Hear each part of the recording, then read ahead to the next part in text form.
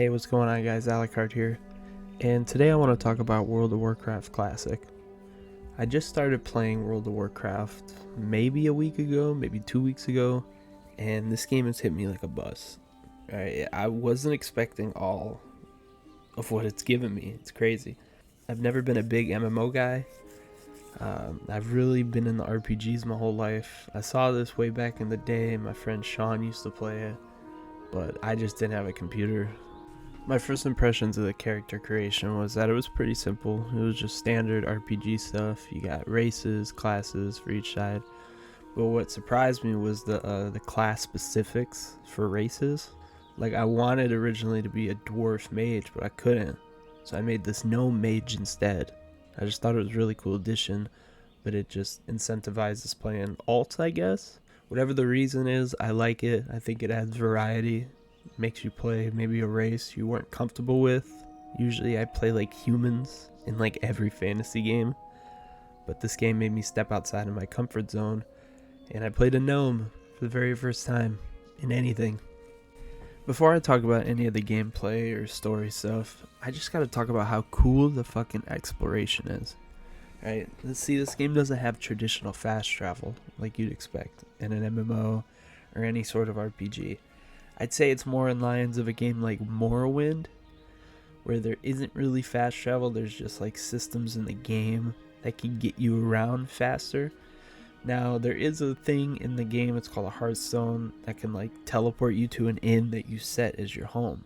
That's fine and all, but I'm talking about moving from region to region or continent to continent. Like, I love the fact that you have to wait for a boat to show up just to take it to the other side of the world.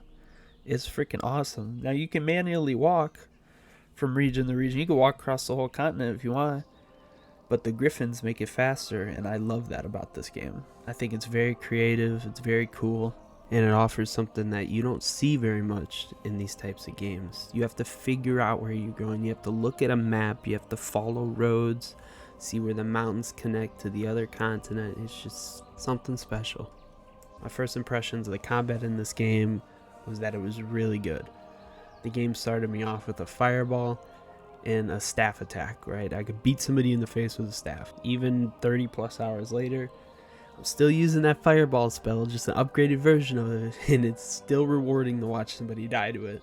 I love the proficiency system and the skill system.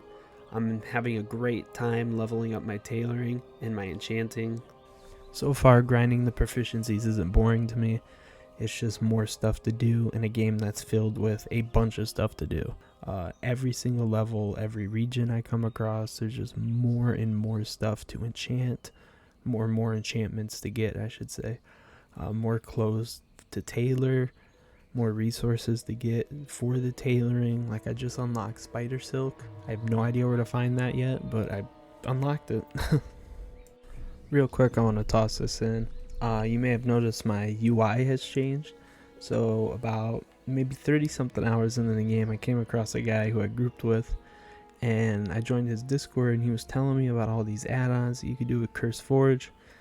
And after a while of looking, I found some really cool ones. I did some research about like the most popular ones, what's the good ones, and I got a few of them. I got the shadowed unit frames, Questy, the damage meter, and the UI one that's called Bartender. I think these are great. They really improve the quality of life to the game. I don't have to scroll to like the second or third page to get the spells anymore. I can see my health and my mana without like looking at the little tiny bar on the top. The mini map and the map with the whole icons with the Questy is insane, and I just tailored it to how I wanted it. The story really isn't there for me personally. A lot of it is just like personal quests, like help a town or like help Westfall deal with bandits in a cave, pretty much. I haven't gotten to like some like overarching story yet. The game started me out with killing wolves, and then I moved from killing wolves to killing boars, and then from killing boars to killing spiders and bears. Like, it's just a bunch of that so far. There are like overarching stories of like each zone. There's like a central plot for each of them that you can follow, and it works. I like it. It works pretty well. Other than that, I don't really know much of Warcraft lore. Like, the names don't mean much to me. But what's there, I enjoy for the most part. I'm not really invested in any of them yet, but they do their job. They're there to just get you to do quests in the zone and level up, and they tell a little short story while you're there. So kudos for them. I gotta add that the day and night cycle is so cool. So from what it seems is, whether it's day or night in your local region, the game time reflects that. Like right now I'm playing at like 2 o'clock in the morning, and it is nighttime in the game, just like it's nighttime outside. I thought it was a cool little bit of detail Blizzard added to this game. So that about does it for my impressions on World of Warcraft. If you liked the video, maybe give it a like, comment something, even if it's just like an emoji. I like seeing stuff like that. It makes me happy. And subscribe if you're new. I'd appreciate it a lot.